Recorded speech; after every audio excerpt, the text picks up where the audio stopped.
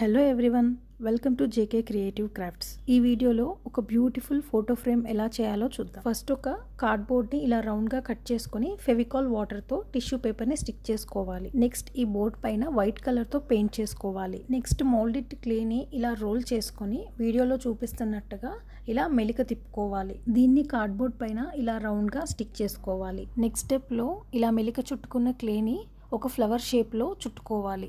Next ఇలా ready చేసుకున్న flowers అన్నింటినీ ఒక డిజైన్లా ఇలా స్టిక్ చేసుకోవాలి. నెక్స్ట్ కలరింగ్కి మెటల్ కలర్స్ యూస్ చేస్తున్నాను. ఒక సైడ్ మొత్తం ఇలా బ్లూ కలర్ వేస్తున్నాను. నెక్స్ట్ సైడ్ గ్రీన్ కలర్ వేస్తున్నాను.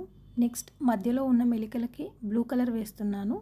ఎడ్జెస్లో ఉన్న మెలికలకి గ్రీన్ కలర్ వేస్తున్నాను. ఇప్పుడు ఫ్లవర్స్కి పింక్ కలర్ వేస్తున్నాను. అంతే, ఫ్రేమ్ రెడీ అయిపోయింది. ఇంకా మధ్యలో ఫోటో స్టిక్ చేసుకోవటమే.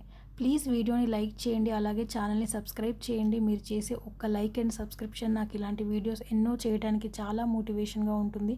Thank you so much for watching this video.